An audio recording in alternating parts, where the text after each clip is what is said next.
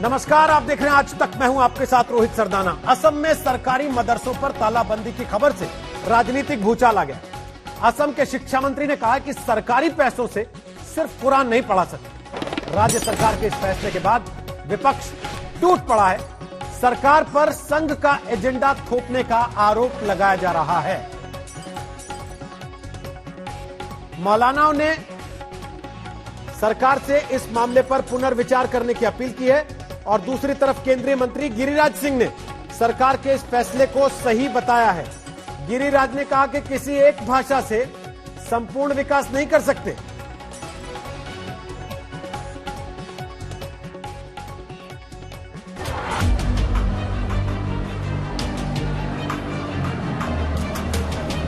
All these madrasas will be converted to a normal regular school.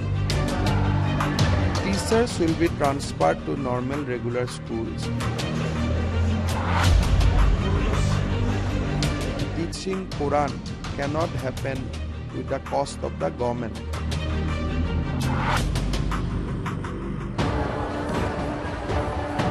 Assam में सरकारी मदरसे के बंद होने का काउंटडाउन शुरू हो गया है।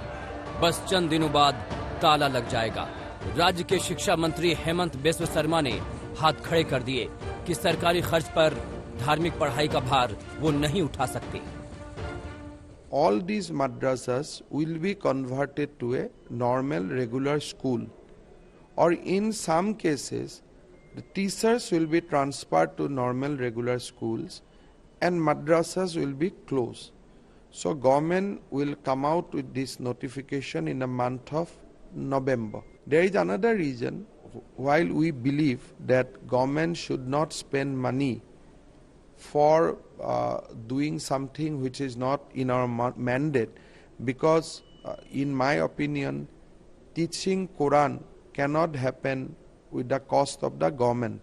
So if we have to teach Quran with the cost of government, then we have to teach both Bible and Bhagavad Gita also at the cost of the government.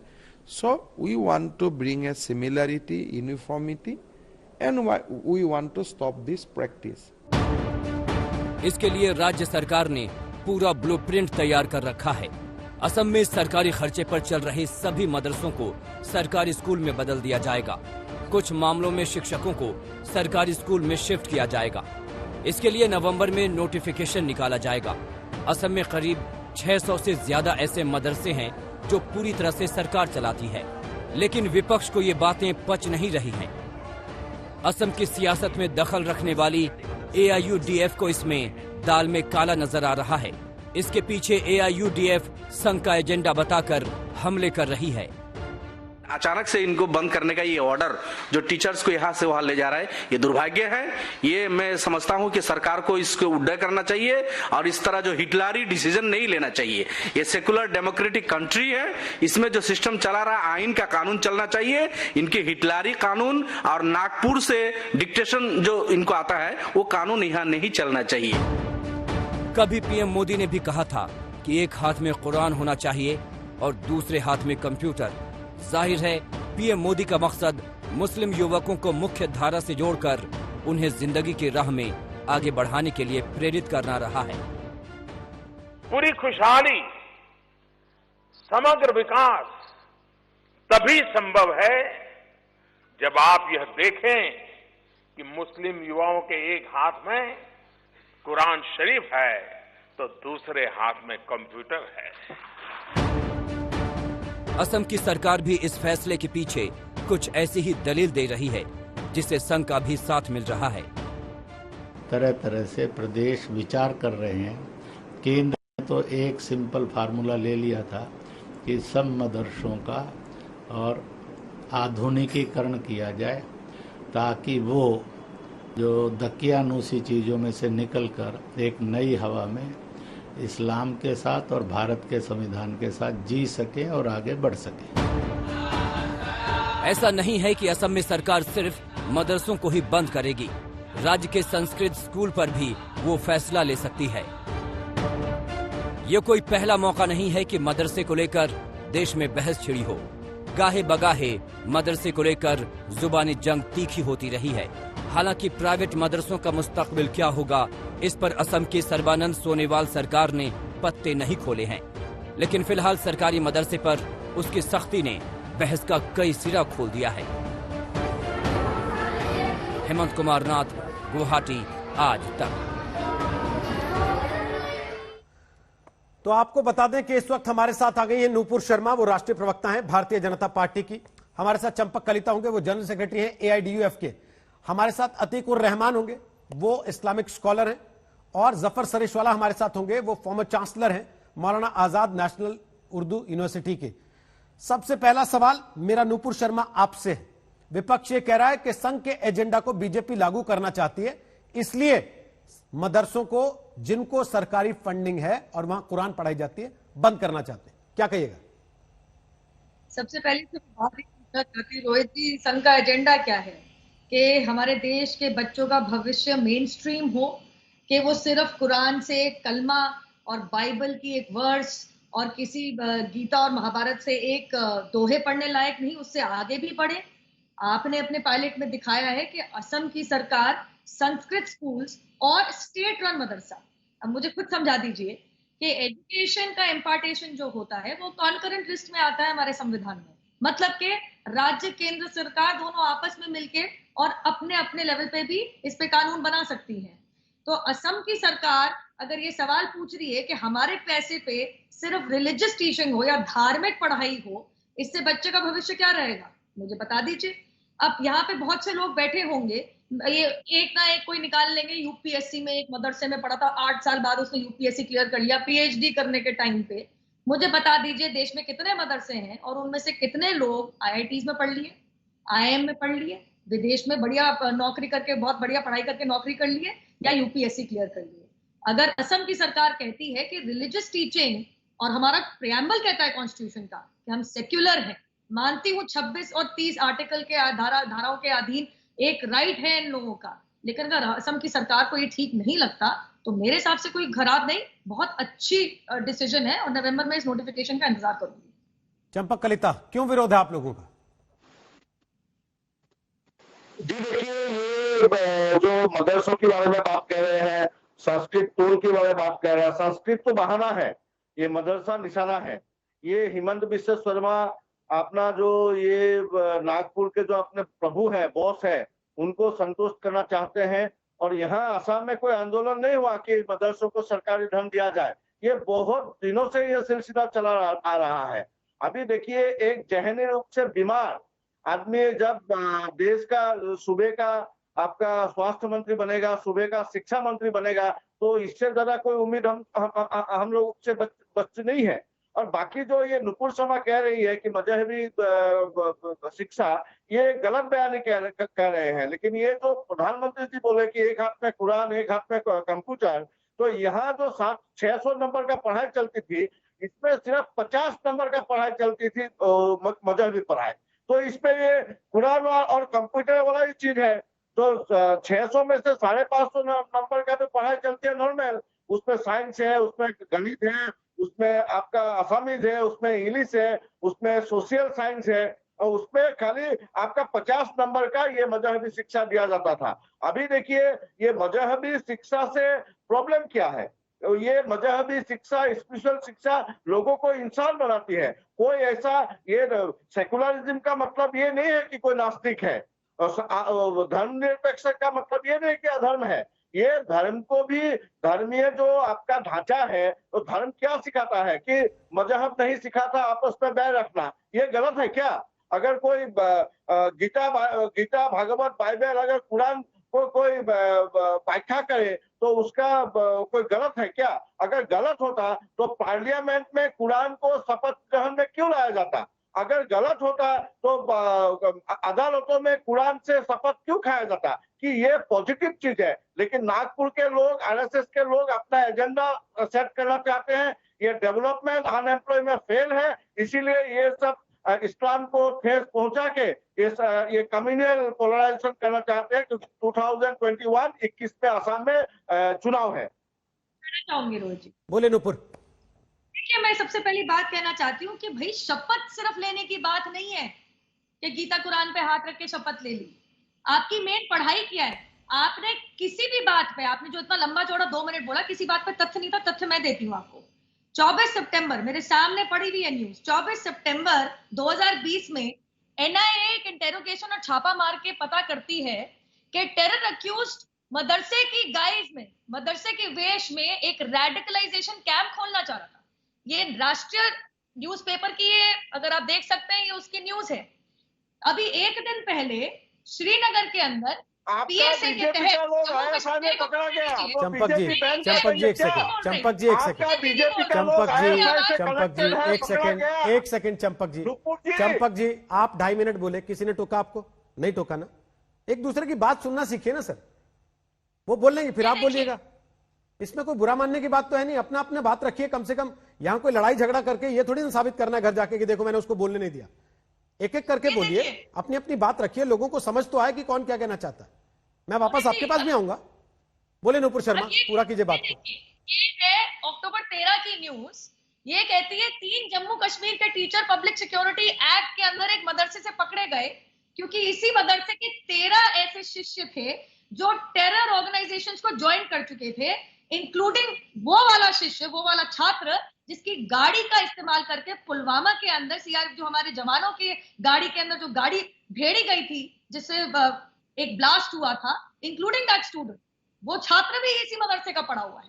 तो इस मदरसे में इन 3 अध्यापिकाओं की क्या रोल था? और इसके साथ मैं आपको बता दूं तो इंटेरोगेशन एजेंसी 5 और 6 और ऐसे अध्यापकों के ऊपर एक बिल्कुल सर्वेलेंस बनाए रखे है। और तीसरा, मेरे हिसाब से जनाब ये कलकत्ता से हैं, बंगाल से हैं। बंगाल का मैं आपको एक बात बता दूं तो 2017 की बात है।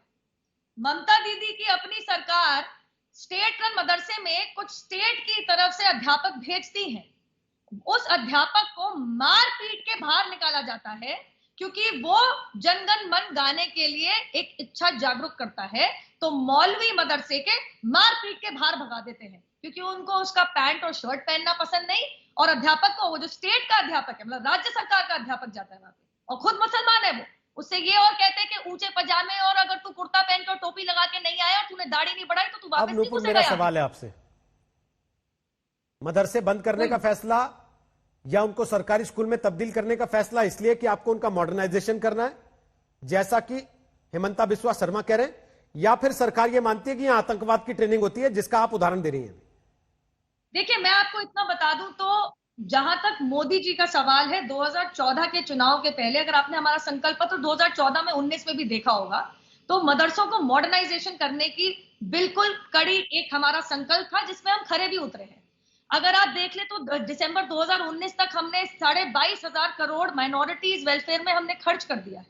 स्टेम एजुकेशन को लाने वाले, आपको याद होगा पिछले साल चुनाव जीते हम मई 2019 में, जून 2019 के अंदर stem education, empowerment, education, employment, ये 3 E's का एक फॉर्मूला लेके हमने मदरसों को बहुत मॉडर्नाइज करने की कोशिश भी करी कि साइंस पढ़ाइए, अंग्रेजी पढ़ाइए, हिंदी पढ़ाइए, आप सोशल साइंस पढ़ाइए, मैथ्स पढ़ाइए, कंप्यूटर पढ़ाइए, डिजिटाइज कीजिए, सब कुछ सिखाइए, स्किलिंग भी कीजिए। लेकिन अगर कुछ प्रदेशों में ऐसा अगर भनक है, ये डिसीजन असम की सरकार का है, ये डिसीजन केंद्र सरकार का नहीं है।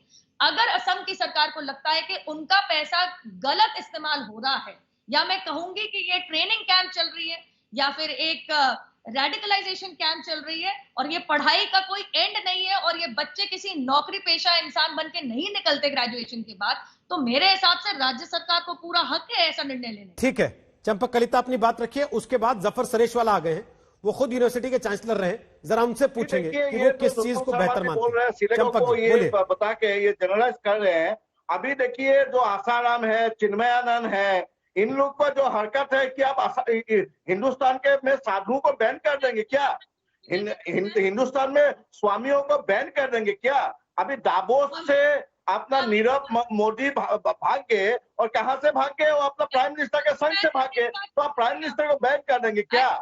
अभी आप देखिए, ये जो सिलेक्टिव बात बोल रहे हैं, अभी आपका बीजेपी के लोग ISI का कनेक्शन में पकड़ा गया, इंडिया में, हिंदुस्तान में कहीं पकड़ा गया ISI का लिंक में, तो आप इंडियन आर्मी, इंडिया को आप बैन कर देंगे क्या? ऐसा कुछ हो तो गवर्नमेंट आपके पास है, आप इनको पकड़िए, ये तो कोई बात नहीं है। और जहां तक आधुनिकरण की बात है, अपना आसाम का गवर्नमेंट मदरसा तो पहले आधुनिक है, इसमें आप कंप्यूटर को प्लस करिए, अभी अभी कुछ और नया चीज है, आप लेबोरेटरी स्थापन करिए, लेकिन अब मदरसों को बंद कर देगा, ये क्या मतलब है? ये तो आज से नहीं चल रहा है, ये कई दशकों से चल रहा है। शिक्षा मंत्री है हिमंत बिश्व, वो भी कांग्रेस जमाने में 10-12 साल शिक्षा मंत्री था, तो अब उसको क्यों ये याद नहीं आया?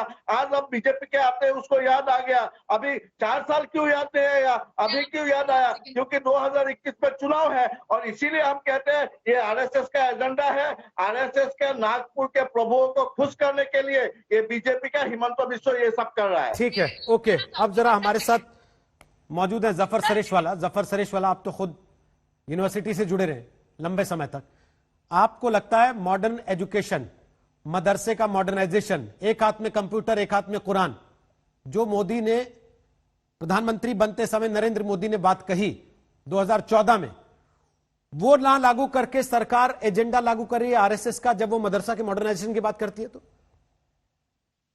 देखिए, मैं थोड़ा आपको बताना चाहता हूं मोदी साहब का जो आइडिया, जब मोदी साहब गुजरात में थे, ये बात है 2011 की, जब गुजरात में मदरसे के जितने बड़े मदरसे हैं गुजरात के, वो मोदी साहब के पास आए, उसके मोहतमिम रेक्टर, मैं भी था उस मीटिंग के अंदर, और वहां मोदी साहब के सामने उन्होंने एक बात रखी कि भाई हमारे मदरसे के बच्चे जो हैं उनका चिकन एंड एग स्टोरी है, इसलिए कि वो 5 साल की उम्र में मदरसे में आ जाते हैं, स्कूल में जाते नहीं है। मदरसे से जब बाहर निकलते हैं तो चूंकि स्कूल में गए ही नहीं है, 10वीं नहीं दी उन्होंने, 12वीं नहीं दी, तो अब वो आगे बढ़ना चाहें जिंदगी में तो बढ़ नहीं सकते। तो मोदी साहब ने कहा क्या चाहते हो? तो कहा बस आप इतना कर दो, इसलिए कि कानून में यह है कि आप 8वीं पास हो तो आप डायरेक्ट एसएससी दे सकते हो, 9वीं पास हो तो 12वीं दे सकते हो। ये बच्चे कभी स्कूल में ही नहीं गए तो ये ना 10वीं दे सकते हैं ना 12वीं। मोदी साहब ने कहा कि आपके बच्चे तैयार हैं एग्जाम देने के लिए? तो कहा हाँ बिल्कुल तैयार हैं। तो एक पायलट प्रोजेक्ट के अंदर एक हिम्मतनगर के पास का एक मदरसा है, वहां के 13 बच्चों को जो कभी स्कूल में नहीं गए थे, किसी स्कूल में नहीं गए थे, उनको इम्तिहान 10वीं की देने का मोदी साहब ने एज ए चीफ मिनिस्टर वो ऑर्डर पास किया।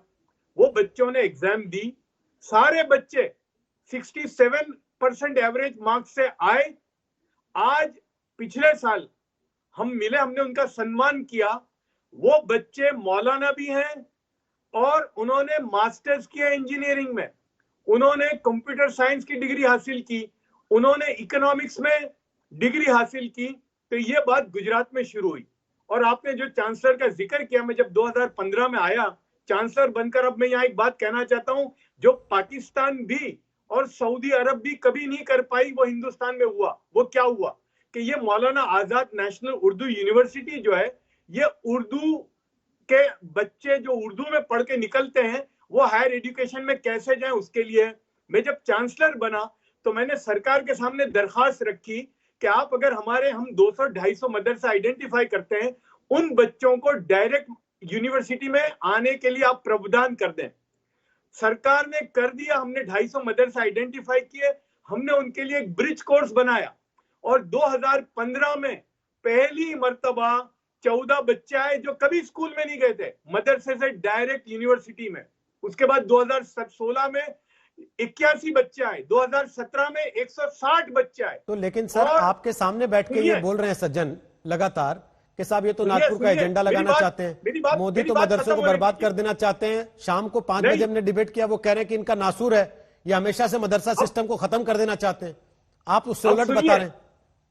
पाकिस्तान की कायदे आजम यूनिवर्सिटी के वाइस चांसलर आए, उन्होंने जाकर डॉन मैगजीन में आर्टिकल लिखा और यह लिखा कि हम 70 साल में जो पाकिस्तान में नहीं कर पाए वो हिंदुस्तान में आज हो गया है। और मैं आपके सामने मिसाल बता सकता हूं, कम से कम 20 ऐसे बच्चे हैं जो मौलाना भी हैं और इंजीनियर भी हैं, मौलाना भी हैं और डॉक्टर के मेडिकल में जा रहे हैं। तो ये तो कभी हुआ ही नहीं था। अब रही बात हेमंत बिस्वा शर्मा साहब की बात, अगर हेमंत बिस्वा शर्मा साहब ये कहते हैं कि भाई हम ये मदरसे को स्कूल में और क्वालिटी एजुकेशन में अगर कन्वर्ट करने का वो काम करने की बात कर रहे हैं, तो मैं उसको वेलकम करता हूं। इसलिए कि अगर कुरान पढ़ना है, हदीस पढ़नी है तो बहुत सारे मदरसे हैं। आपको गीता का पाठ करना है तो वैदिक स्कूलें हैं। अगर बाइबल पढ़नी है तो उसके लिए कैथलिकिज्म की स्कूलें हैं।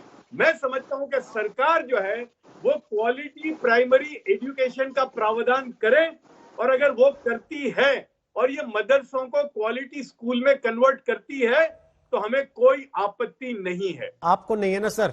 अतीकुर रहमान को हो सकती है। अतीकुर रहमान, आप इसके पक्ष में या इसके खिलाफ हैं? जी रोहित भाई, देखिए जफर साहब ने जो कुछ भी कहा वो बहुत साफ सुथरा एक एजुकेशनल सिस्टम की बात की है। यहाँ पर ट्रस्ट डेफिसिट का मामला आता है कि हम, क्योंकि ये सरकार आरएसएस के आइडियोलॉजी पे चलने वाली है, हम इसके ऊपर पूरी तरह से विश्वास कर नहीं पाते हैं। ये पायलट प्रोजेक्ट लाएं, ये बताएं, रिजल्ट्स बताएं, ऑन ग्राउंड रिजल्ट्स बताएं। तो वही तो बता रहे थे अभी सुरेश वाला इतनी देर से। भाई वो पायलट प्रोजेक्ट और रिजल्ट ही तो बता रहे थे आपको। पूरी दुनिया ने देखी, आपने नहीं देखा अभी तक। रख सकता हूँ मौलाना और इंजीनियर, मौलाना और इकोनॉमिस्ट, मौलाना और अकाउंटेंट, और ये आरएसएस वाली मोदी साहब कौन है भाई? मोदी साहब के जमाने में गुजरात में भी हुआ और अभी भी हुआ। और ये मौलाना आजाद नेशनल उर्दू यूनिवर्सिटी जो है ये तो 1998 से है भाई। मोदी की सरकार तो 2014 में आई, तो इससे पहले क्यों कोई ने नहीं किया? ये तो वही आरएसएस वाली सरकार ने किया और किया। जफर साहब पायलट नहीं हो रहा है। रोहित भाई, सुबह से कम 4 डिबेट पे मैं गया हूं और जफर साहब से अभी मुझे, और इससे पहले भी मेरी बात हो चुकी है जफर साहब से इस मुतालिक, उन्होंने बिल्कुल सही कहा कि ये है। लेकिन जो सुबह से मैं 4-5 डिबेट पे गया हूं उसमें यही इल्जाम लगाया गया है कि मदरसे के अंदर सिर्फ और सिर्फ आतंक पैदा होता है। इसीलिए मैं कह रहा हूं कि यहाँ पर अगर कोई नियत साफ वाली पॉलिसी है तो मैं आपको विश्वास दिला रहा हूं कि हिंदुस्तान का मुसलमान, जैसा जफर साहब कह रहे हैं, कंधे से कंधा मिलाकर सरकार के साथ चलने के लिए तैयार है। आपको सामने सामने जफर साहब ने पूरा पायलट प्रोजेक्ट बताया, मदरसे का नाम बताया, शहर का नाम बताया, यूनिवर्सिटी का नाम बताया। हो सकता है आप उनको थोड़ा और पोक करेंगे तो वो अपने 12-15 स्टूडेंट्स के नाम भी आपके सामने रख देंगे। तो वो आप ही को कन्विंस कराने में 1 साल 2 साल निकाल दे क्या? आप पूर्वाग्रह से ग्रसित हैं, आपका प्रेजुडिस है, तो वो उसी को कन्विंस करने में 2 साल निकाल दे क्या? राकेश सिन्हा आरएसएस के स्पोक्स पर्सन ने मुझसे कहा कि मदरसा सिर्फ टेररिस्ट पैदा कर सकता है। अतीकुर रहमान, जिस तारीख में मैं और आप बैठ के बात कर रहे हैं ना यहाँ पे, उस तारीख में कल शोपियान में बाकायदे एक मदरसे के 3 टीचर पकड़े गए हैं और आरोप यह है कि 13 आतंकवादी वहां से ट्रेन होकर निकले। अब क्या कीजिएगा उसका? तो 2 अलग अलग चीजें हैं। जो हेमंता बिस्वा कह रहे हैं वो कह रहे हैं कि हम मॉडर्नाइजेशन करना चाहते हैं, आप ये कह रहे हैं कि साहब शोपियां का मॉडल दिखा के हमारे मदरसे बंद कर रहे हैं। 2 अलग अलग चीजें हैं ना। मुझे जवाब देना है, अतीक साहब को तो जवाब ये क्यों रिपीट किया जा रहा है? शोपियान का मॉडल क्यों रिपीट किया जा रहा है? इसरो के अंदर अगर जासूसी आप शोपियान से सवाल नहीं पूछेंगे, लेकिन एजेंसी से सवाल पूछेंगे, मदरसे से सवाल नहीं पूछेंगे कि तुम्हारे यहाँ ये लोग क्यों निकल रहे हैं, क्यों ऐसी चीजें हो रही हैं। अरे कमाल है अतीक साहब, यही बैठ के मैं और आप एक लंबे समय बहस कर चुके हैं उन वहाबी किताबों को लेके जिनको सऊदी अरब ने पढ़ाने से बैन कर दिया, लेकिन आप लोग पैरवी करते हैं यहाँ टीवी पर बैठकर उसकी। एक बड़ी चीज और कही हेमंता बिस्वा शर्मा ने अपने बयान में, वो ये थी कि लव जिहाद का राग भी उन्होंने छेड़ दिया। साथ साथ उन्होंने कहा कि सोशल मीडिया पर कई मुस्लिम लड़के हिंदू नाम रखते हैं, अपनी पहचान छुपाकर वो रिश्ते बना लेते हैं और उसके बाद धोखाधड़ी से शादियां कर ली जाती हैं। हम ऐसी शादियों को लेकर भी जांच करेंगे। ये एक बड़ी चीज हेमंता बिस्वा शर्मा ने कही। अब तक केरल में लव जिहाद को लेकर लगातार आरोप लगते थे, उत्तर प्रदेश में भी कुछ समय लव जिहाद के मामले आए, लेकिन अब असम के शिक्षा मंत्री ने भी इस मामले को लेकर सवाल खड़ा किया है। असम के शिक्षा मंत्री हेमंता बिस्वा शर्मा ने लव जिहाद का राग भी मदरसे बंदी के साथ साथ छेड़ दिया। उन्होंने कहा कि सोशल मीडिया पर कई मुस्लिम लड़के हिंदू नाम रखते हैं, फेक प्रोफाइल बनाते हैं और उसी फर्जी पहचान के जरिए रिश्ते बनाए जाते हैं। ऐसी शादियों को लेकर भी असम की सरकार जांच का एक पूरा एक तरीके का आंदोलन चलाएगी। हेमंता बिस्वा शर्मा ने ये बड़ी बात कह दी है जिसको लेकर सियासी हंगामा मचा है, लेकिन साथ ही साथ उन्होंने सरकारी मदद पाने वाले मदरसों को भी बंद करने या सरकारी स्कूल में तब्दील करने की बात कही, जिसके पीछे लव जिहाद वाले मामले को लेकर बात दब गई। लेकिन नूपुर शर्मा, हमारा सवाल यह है, हम आपको बात सुनवाते हैं पहले हेमंता बिस्वा शर्मा की, उसके बाद नूपुर आपके पास आते हैं। सुनिए क्या कहा हेमंता बिस्वा शर्मा ने। Many boy put their Hindu name. I am a Muslim, but I put in the Facebook my name as Hindu, and I also put my photograph going to some temple or in front of some temple, giving the impression that I am a Hindu person or Hindu. I am a Hindu. This might be a vice versa also, I don't know. But thereafter, once a girl enter into marriage, after 1 or 2 days they discovered that things are not the same. The boy is not from the same religion wherefrom I thought to be. So this is a marriage based on basically false information. Marriage has been based on wrong, basically it is a breach of trust. तो ऐसी शादियां धोखे पर आधारित होती हैं। Nupur Sharma, love जिहाद और मदरसा दो बिल्कुल अलग अलग चीजें हैं, लेकिन ऐसा लगता है कि लव जिहाद का एजेंडा मदरसा वाली बात में दब गया।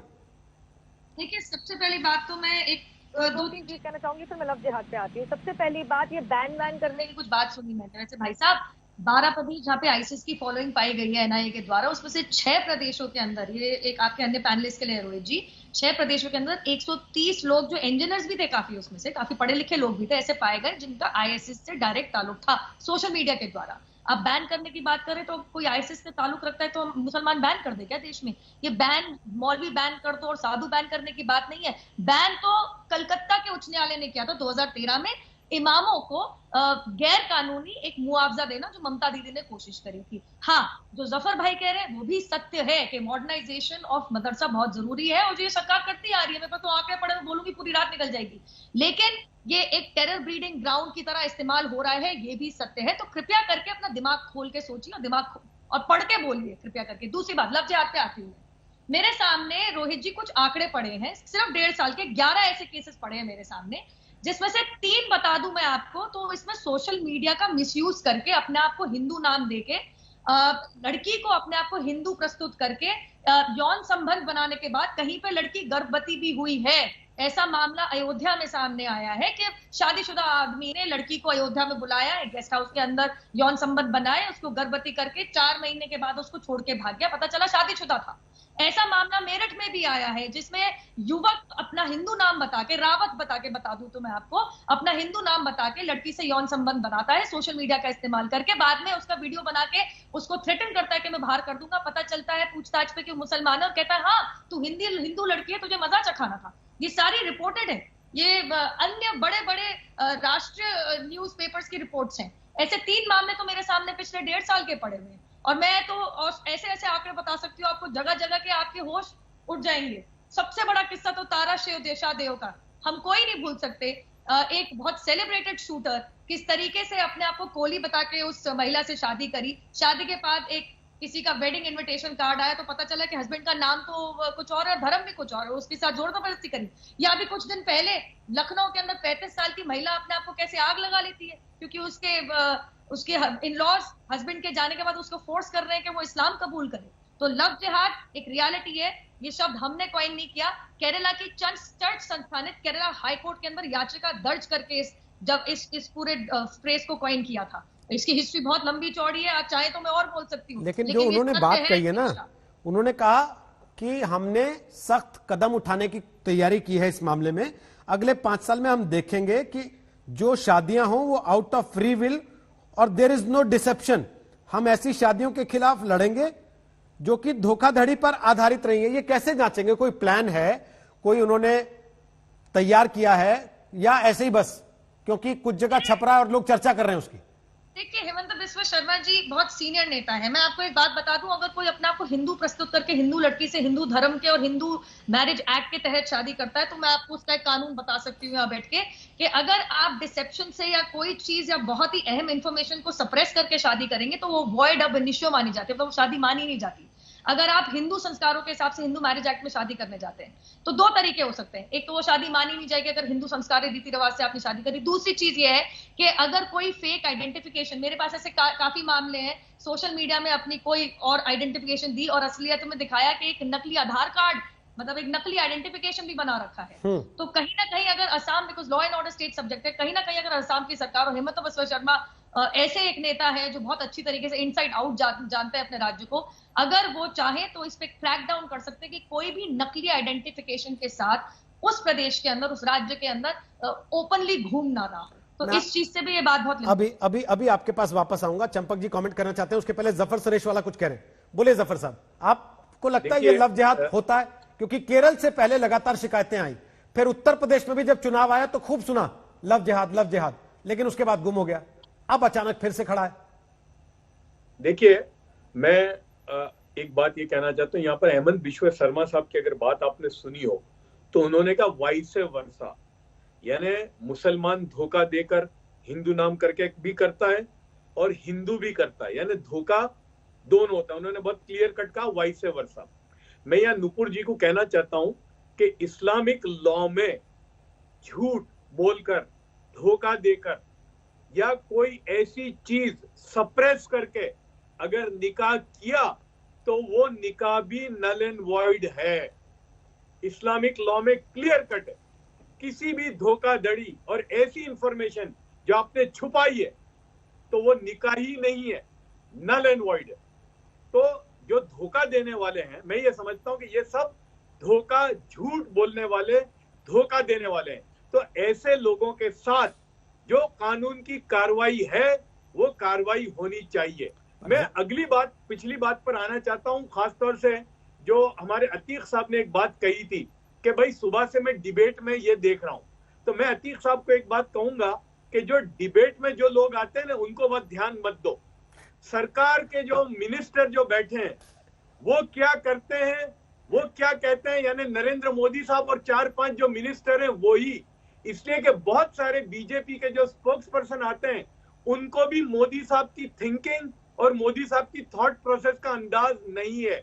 अब मैं यह एक बात कहना चाहता हूं कि अगर मदरसों से आतंकवाद निकलते हों तो ये सरकार ने 250 मदरसे आइडेंटिफाई किए कि जिन मदरसों से जो बच्चे आएंगे उनको डायरेक्ट यूनिवर्सिटी में एडमिशन मिलेगा, तो फिर ये आतंकवाद की फैक्ट्री से कहां से आया? तो मैं समझता हूं कि देखिए, ये जो आरएसएस के नाम से या कुछ नाम से कुछ लोग जो टीवी पे आते हैं उनकी बातों को बहुत ध्यान में देने की जरूरत नहीं है। लेकिन जफर साहब, आप ही की बातों को ध्यान देते हुए मैं चंपक जी के पास जाऊंगा, उससे पहले एक कमेंट आपसे और लूंगा बस।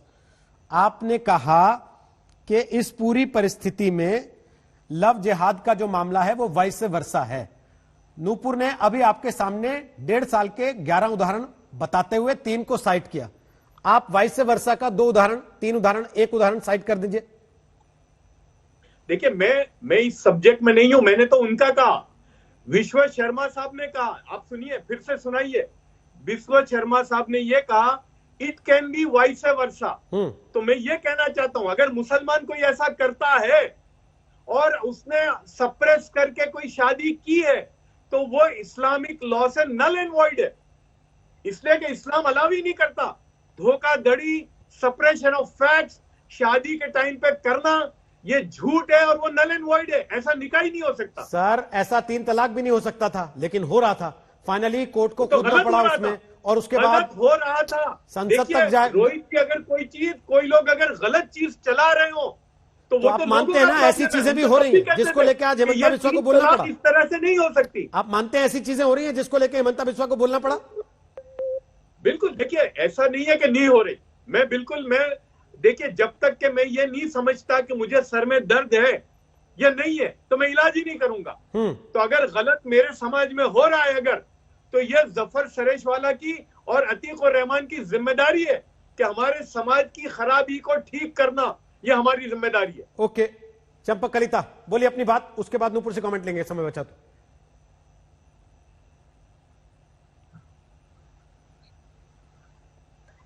चंपक जी बोल सकते हैं, आप सुन रहे हैं, आपको जी, आवाज आ रही है जी, आपको? ये नुपुर शर्मा तो बोल रहे हैं ना कि हिमंत बिस्वा बहुत सीनियर नेता है। ये वही नेता है जिसने बोला था कि गुजरात का मोदी का पाइप से मुसलमानों का खून जाता है। यही नेता है।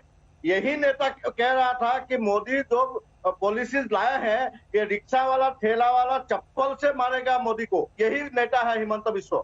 और दूसरी बात है, अभी जो ये कह रहे हैं कि मौलाना है, इंजीनियर बना, डॉक्टर बना, तो यही तो एक मौलाना मदरसा में नहीं जाएगा तो इंजीनियर डॉक्टर कैसे बनेगा? अभी जहां तक लाभ जिहाद की बात है, इंडिया में इतना बड़ी संख्यक में मुसलमान और हिंदू आबादी एक साथ रहते हैं। यहाँ कोई शादी वादी होने का ऐसा इंटर रिलीजियस मैरिजेस होने का संभावना है और होते रहते हैं। Sir, inter religious marriage, interfaith marriage एक अलग विषय है, और आइडेंटिटी छुपा के धोखा देके शादी करना एक अलग विषय है। चंपक जी, जिहाद में बदनाम क्या? चंपक जी, बीजेपी का जो मंत्री लोग, चंपक जी, उन लोग का क्या लाभ? चंपक जी, इंटरफेथ मैरिज होना, इंटर रिलीजियस मैरिज होना एक अलग विषय है, उसके अपने तौर तरीके हैं, व्यवस्था है इस देश में। लेकिन अपनी आइडेंटिटी गलत बता के धोखा देके शादी करना एक अलग विषय है। सस्ती नहीं है कि आप नाम लिख दो और फोटो डाल दो, आपके साथ चली जाएगी। हिमंत बिस्वा सलमान ने सारा आसाम के लड़कियों को, महिलाओं को बदनाम किया है, अपमान किया है। उनको क्षमा मांगना चाहिए। इतना सस्ती लड़की नहीं है आसाम की। किसी का फोटो डाल दिया, किसी का नाम डाल दिया तो उसके साथ चली जाएगी। नुपुर शर्मा बोलिए। पता नहीं कहां से बोल रही है। मेरे हिसाब से जब से शुरू से बैठे ना यहाँ पे रोहित जी सिर्फ बेतथ्य बात कर रहे हैं, उन्होंने एक चीज का एविडेंस तो दिखाया नहीं। ऐसे तो मैं भी शुरू हो जाती हूँ कि ममता दीदी ने तो ये कहा था मोदी को थप्पड़ मारूंगी। आप बता दीजिएगा, संवैधानिक तौर तरीके से प्रधानमंत्री, देश के प्रधानमंत्री है वो, क्या अच्छा लगता है मुख्यमंत्री का ये कहना? या मैं याद दिला दूं, पिछले साल जब साइक्लोन आया था रोहित जी, आपको याद होगा इस तरीके से उन्होंने प्रधानमंत्री को एक फेडरल स्ट्रक्चर के बाद की मदद लेना या उनकी बात सुनना या मीटिंग अटेंड करने से इनकार कर दिया था। सुन लीजिए ना, ऐसे तो मैं वो 6 बारी गिन लूं, 6 चंपक जी वो चिल्लाई नहीं आपकी बारे में, खूब ट्रेंड है वो भी चिल्लाने में, समझे इस बात को, वो सुनती रही ना आपकी बात को। इसीलिए कि भाई सम्मानजनक तरीके से एक दूसरे की बात सुने और एक दूसरे को जवाब दें। आपने जो कुछ भी कहा उन्होंने सुना, पसंद शायद उनको भी नहीं आया होगा। बोले नुपुर। रोहित जी, मेरी बात को इन्होंने प्रूव कर दिया कि संवैधानिक तौर तरीके पे ये लोग विश्वास नहीं रखते, तभी मेरी अभिव्यक्ति की, मेरी फ्रीडम ऑफ स्पीच को ये खींचना चाह रहे हैं यहाँ पे। That's what he has prove. Don't you remember Rohit ji, 6 ऐसे वाक्य गिना सकती हूँ कि कलकत्ता हाई कोर्ट ने वेस्ट बंगाल की सरकार को पुल अप किया है कि आप माइनॉरिटी अपीजमेंट कर रही है जो गैर कानूनी है, गैर संवैधानिक है, मत कीजिए, और बंद कराए, फटकार लगाइए बकायदा। 6 ऐसे वाक्य लिख के मेरे सामने गिनवाऊं मैं बंगाल में क्या क्या होता है, या ये गिनवाऊं कि बांग्लादेशी घुसपैठिए आते हैं, बुढ़ी औरत का रेप कर जाते हैं। आप ये गिनवाइए नुपुर जी कि उत्तर प्रदेश के चुनाव के पहले आपने अभी तारा शाहदेव का मामला तो याद किया, उसके अलावा कितने मामले लव जिहाद के आपने लिस्ट किए थे और उनमें से कितनों पे कार्रवाई की आपकी सरकार ने आने के बाद? उत्तर प्रदेश में आपको याद होगा खूब तुल पकड़ा लव जिहाद के मामले में। मैं सब पे कार्रवाई है। आपको ध्यान होगा कि लुधियाना की एक बिटिया भी 1 साल पहले जिसका शव मिला, वो पूरा का पूरा कितना बड़ा मामला था, जो अपने घर वालों से रिश्ता तोड़ के हिमाचल प्रदेश से चली गई थी और मेरठ के अंदर उसका शव प्राप्त हुआ था, कैसे उसका हाथ अलग कर दिया था। ये हाल का ही मामला है जिसमें सारे इंक्लूडिंग और बॉयफ्रेंड जो अपने आप को हिंदू प्रस्तुत करता था, जिसने लड़की के घर वालों को भी अपने आप को हिंदू बताया था, सारे के सारे जिन्होंने उस लड़की के साथ एक सामूहिक दुष्कर्म किया था, सारे अरेस्ट हो गए। और भाई साहब चिन्मयानंद चिल्ला रहे हैं, आपको पूरे फैक्ट्स पता होने चाहिए। अक्यूज चिन्मयानंद दोनों अरेस्ट हुए थे, क्रॉस एफआईआर थी, और अब अक्यूज जो पीड़िता लड़की है, सो कॉल्ड एलिजेड, वो हॉस्टाइल हो गई, उसने अपना पूरा आरोप वापस ले लिया है। फिर आज ही की बात है, न्यूज़पेपर पढ़ के आया कि नुपुर जी मसला चिन्मयानंद नहीं है, मसला ये है कि लव जिहाद क्या केवल एक राजनीति के चंपक जी समय समाप्त हो गया, समय समाप्त हो गया है। वो कह रहे हैं कि राजनीतिक तौर पर केवल जानबूझ के मामला बनाने के लिए उठाया यूपी का आपका पार्टी का वो क्या था? चलिए समय समाप्त हो गया। वैसे भी आप ऑफ ट्रैक जा रहे हैं। मसला लव जिहाद और मदरसे पर तालाबंदी का था। सरकार कह रही है मदरसों का सरकारीकरण करेंगे, जहां सरकार पैसा देती है वहां कुरान नहीं पढ़ाने देंगे, और जो सरकार से पैसा चाहते हैं वो सरकारी स्कूल की तरह चलेंगे, और जहां सरकारी स्कूल की तरह नहीं चलेंगे वहां मदरसे के टीचर्स को सरकारी स्कूलों में तैनात कर देंगे। और लव जिहाद को लेकर जो नई बात आई है, देखने की बात होगी कि ये वाकई आगे बढ़ती है, किसी दिशा में जाती है, या फिर हमेशा की तरह एक शिगुफे की तरह आके खत्म हो जाती है।